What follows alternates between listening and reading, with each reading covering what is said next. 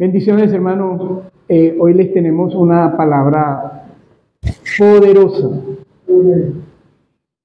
Y hoy vamos a hablar de un tema que por lo general todos los creyentes leemos, pero muchas veces le pasamos por alto.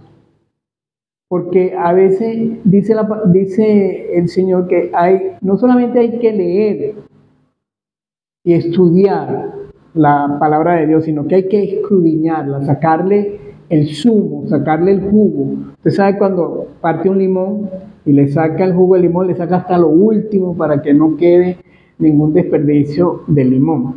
Y aquí vamos a hablar de la entrada triunfal de Jesús. Ahora que estamos de acuerdo a la tradición católica, porque ustedes saben muy bien que las iglesias cristianas evangélicas son hijas de la iglesia católica. ¿Por qué? Porque conservamos la tradición en algunos aspectos, por lo menos en lo que es el calendario litúrgico de la iglesia católica, por lo menos Semana Santa.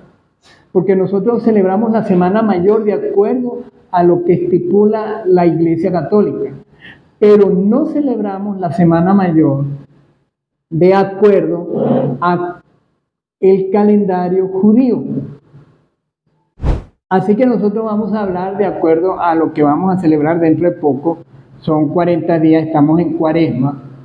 Son 40 días para que entre ahora en abril lo que es Semana Santa. Pero entonces vamos a hablar de la entrada triunfal en Jerusalén.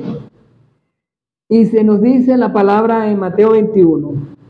Cuando se acercaban a Jerusalén y llegaron a Betsabé, al monte de los olivos, Jesús envió a 2 de sus discípulos.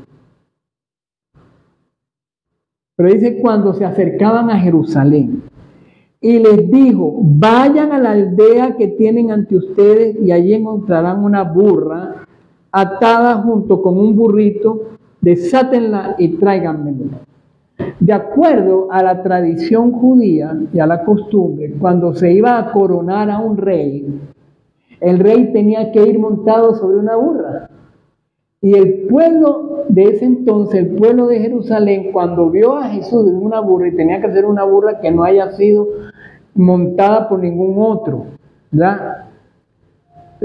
Había el rumor de que Jesús, aparte de ser el hijo de David, descendiente de David, él iba a libertar a Jerusalén, ¿ya? ¿De qué? Del poderío romano. Ahora, la pregunta que nosotros tenemos que hacernos: ¿cuándo comienza tu entrada a Jerusalén?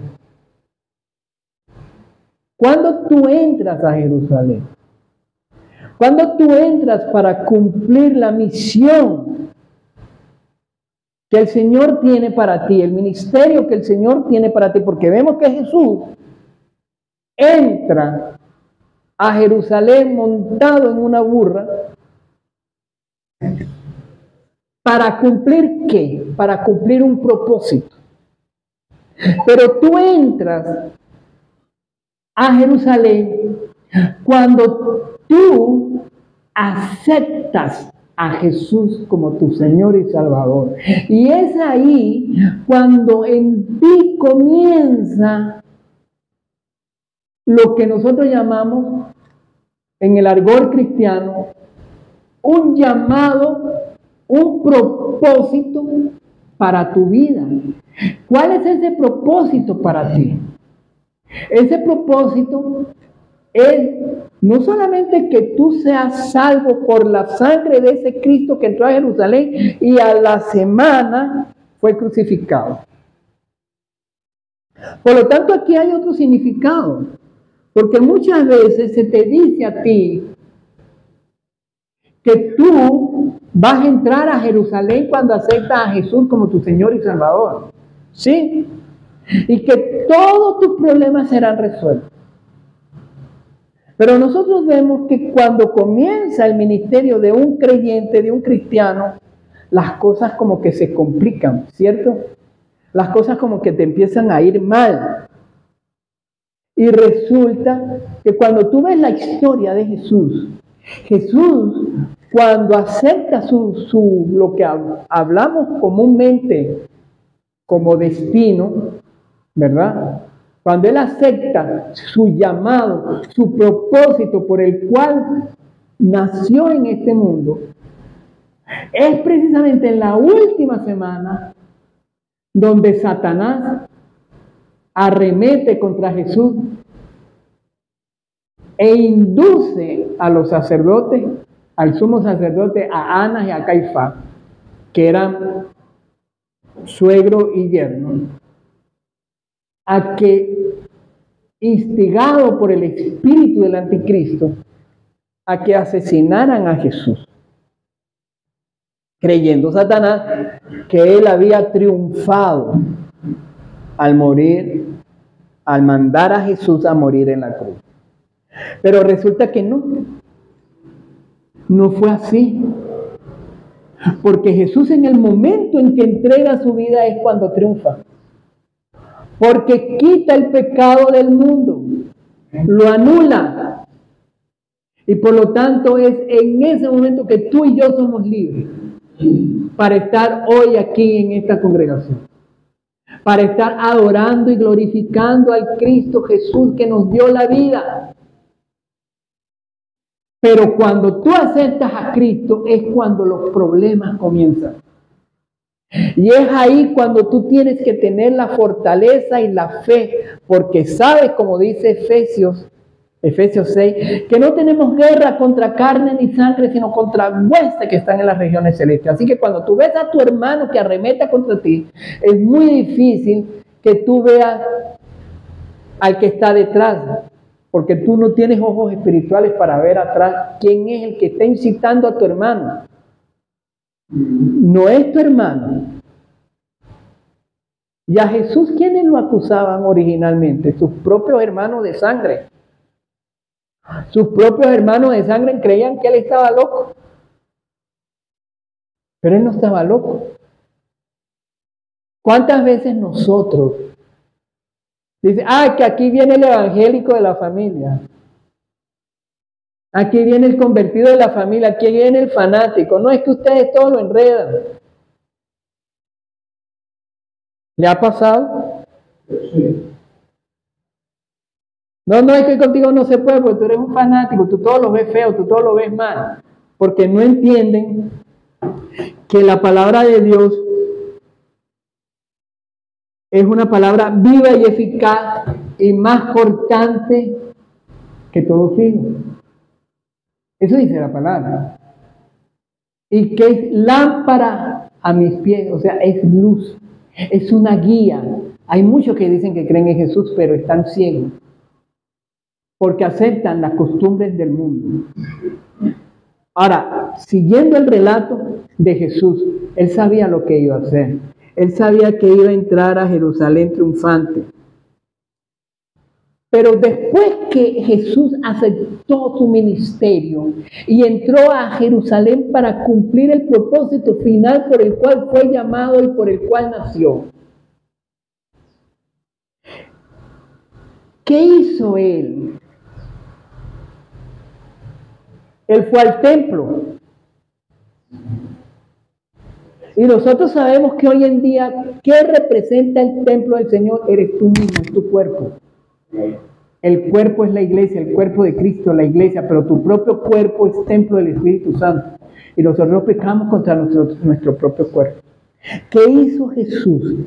Él entró, qué cosa más maravillosa, él entró a Jerusalén, luego entró al templo, ¿sí?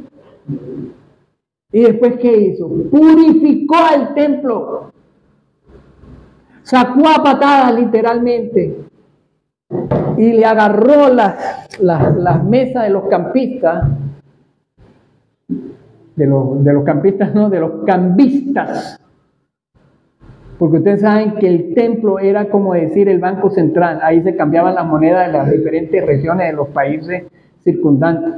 Ahí venían los de Edom, los de Moab, los de Egipto, los de Asiria, a cambiar las monedas, ¿verdad? Por monedas del templo, para poder pagar los sacrificios.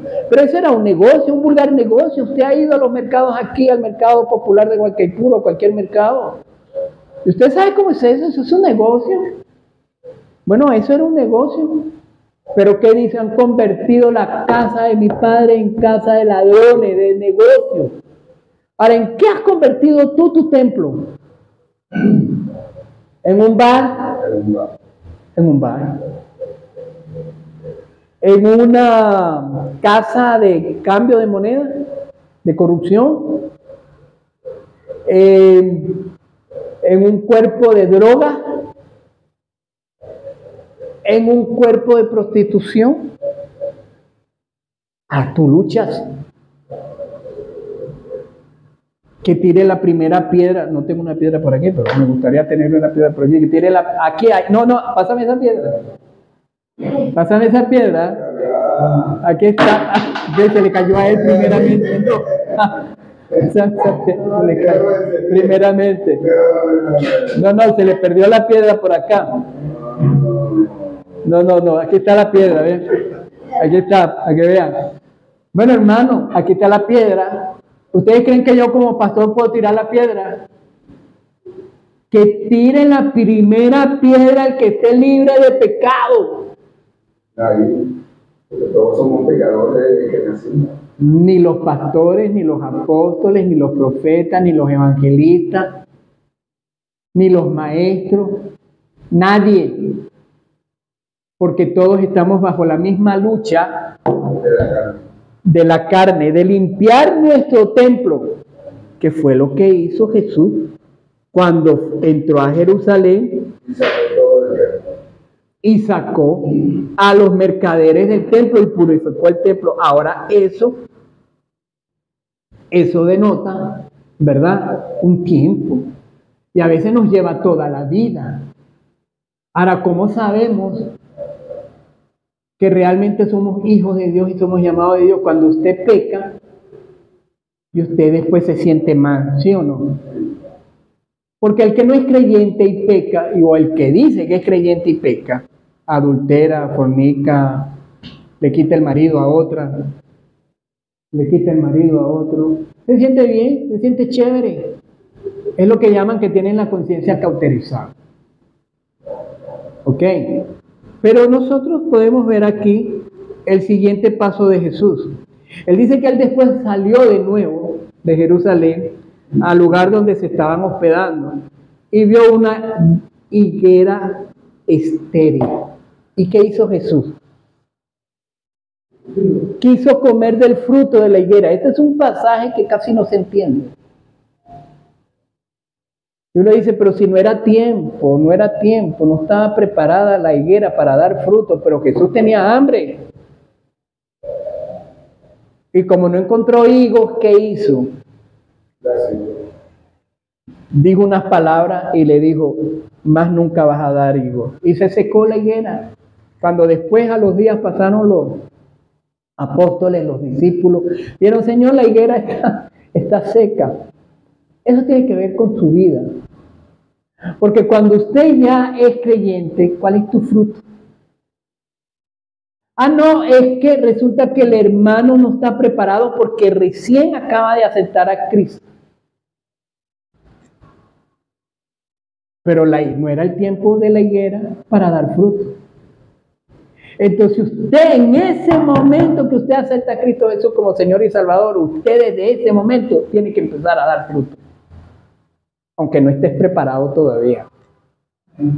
Y muchas veces en las iglesias te pasan con un proceso de crecimiento de 3, 4, 5 años, porque no quieren quitar lo que están aquí en el liderazgo, no quieren quitar sus privilegios. ¿Verdad que no? Pero aquí el ejemplo de la higuera quiere decir que apenas tú aceptas a Cristo Jesús como Señor y Salvador, tú estás preparado para dar fruto. Y por lo general los primeros frutos que tú das son los frutos de tu casa. Yo recuerdo, cuando yo niño acepté a Cristo Jesús, doy gracias al Señor. No toda mi familia ha llegado a los pies de Cristo. Muchos dicen que han llegado, pero no entienden la palabra. que yo puedo dar de fe que los que llegaron a los pies de Cristo fueron mi madre y mi hermano gemelo. Son los únicos que yo puedo considerar creyentes. Mi madre y mi hermano gemelo. Ellos llegaron a los pies de Cristo. Ellos fueron los primeros frutos. Mi hermano gemelo era uno de los que se burlaba de mí. Hasta que vio la primera vez que yo oré en lengua. Eso fue en Ecuador, en un sector llamado La Jipijapa. Y cuando él vio que ese hermano menor, que ese hermano gemelo, que ese que estaba ahí, que llamaban loco, que llamaban fanático, empezó a orar en lenguas. Hermano dijo, aquí hay algo, aquí hay algo. Pero yo después con esa fe genuina, porque hay que tener una fe de niño, yo digo, ¿tú quieres orar en lengua? Sí. Vamos a orar, venga, venga. Le impuse mano. Y con él pasó el mismo fenómeno. Y hasta el sol de hoy yo puedo decir que mi hermano es creyente. Pero cuando el Señor tiene un llamado para ti, nadie se resiste. Nadie. Y Alducín ha sufrido, porque yo le digo. Porque Alducín tiene, si no me equivoco, tiene 3 matrimonios. Alducín se le han muerto hijos. El último hijo que se le murió hace poco, el año pasado. El año pasado, porque el tiempo corre, el año pasado. Y él ha pasado por situaciones. Para mí, un cristiano que no pasa por tribulación, hermano, aquí hay algo raro. Porque aquí te están vendiendo el mensaje de que tú al aceptar a Cristo eres un triunfador, nadie te toca, tienes una iglesia grande, eres bendecido, tienes carro, empresa, negocio, dinero, tienes todo. Y no es verdad, no es así. Por lo que pasó con la esposa, con los hijos, cuando empezó a dar el ministerio, dormía en la calle, dormía en un monte, se enfermó. Los primeros enemigos de ti son los de tu casa. Y eso lo dice la Escritura. Tus primeros enemigos cuando tú aceptas a Cristo Jesús, los primeros que se burlan de ti, son los de tu casa. Y cuando dice la palabra, cuando le dicen a Jesús, yo no he venido a traer paz, sino espada. No es la paz del hombre, sino la paz de Cristo. ¿Por qué? Porque la nuera contra la suegra, la madre contra la hija, el hijo contra el padre. El padre contra los hijos. Por una posición, porque el mundo no ha entendido que Jesús no es religión. Jesús es conversión, es fe, es cambio de vida. A nadie le gusta ir por el camino angosto. Y te voy a poner un ejemplo. ¿A quién le gusta entrar en una cola? En un tráfico. ¿A nadie? ¿Tú quieres ir por una autopista? Así que tú decides, ¿la cola o la autopista? Nosotros todos tenemos la opción. Y cuando entremos al Padre, por lo menos los países occidentales, los países cristianizados, no tendremos excusa, porque por lo menos los países musulmanes o los países con otras creencias, tal vez los de otras creencias como la India, porque aún en el Islam se habla de Jesús, no tendrán excusa ante la presencia del Eterno. Porque de una manera u otra, por lo menos en Venezuela, tenemos la Biblia. No se nos ha prohibido. En cambio en China, que no tienen la Biblia, ellos, cuando de contrabando le entra un pedacito de papel de Biblia, ellos lo devoran y lo memorizan. Porque saben que por esto pueden perder la vida. Así que hermanos, yo les dejo esta reflexión para ahora que entra la Cuaresma. Y les digo, seguimos adelante. Todos estamos en el mismo barco. O si usted quiere, el mismo avión. Pero todos llegaremos a puerto seguro. Esperemos que usted pase la aduana. Y usted sabe cuál es la aduana, ¿verdad? Porque todos llegamos al puerto seguro, pero después nos encontramos con los agentes de la aduana que nos dirán, ¿usted pasa o no pasa? Porque usted está de contrabando. Y ese es el problema, que a veces la gente, a mí me mandan por Instagram constantemente testimonios o mal testimonios de cristianos. Por ahí hay una frase que dice, menos mal que soy católico. Esa persona que manda estos artículos no ha entendido el Evangelio. Porque como yo digo, no se trata de religión, se trata de fe. Porque el ser humano, sin importar su religión, peca. Hay un muchacho que es colombiano y vive en China, casado con una china. Él es youtuber. Y él contó el testimonio de la esposa. Él era de familia cristiana, pero él le daba más a la filosofía y se alejó de la fe. Cuando llegó a China y lo agarró la pandemia, él pasó por muchas situaciones difíciles. Conoce a una muchacha que lo ayuda a sacar, porque la primera novia lo abandonó, lo dejó. Pero esta novia no era cristiana. Pertenecía, no sé si a Confucio, a una de estas de la fe en China, de la fe de él. Hermano, los mismos sacerdotes budistas, que tú lo ves tocando la campanita y con el incienso y todo, son tan corruptos, tan pecadores como cualquier pastor evangélico, cualquier sacerdote católico. Y la palabra lo dice. Jesús no viene por los católicos. Jesús no viene por los evangélicos. Jesús no viene por los de Confucio, ni por los musulmanes. Jesús viene por su iglesia, a aquellos que creen y obedecen la palabra de Dios. Porque hay otro principio, hermano. No es por creer en Jesús,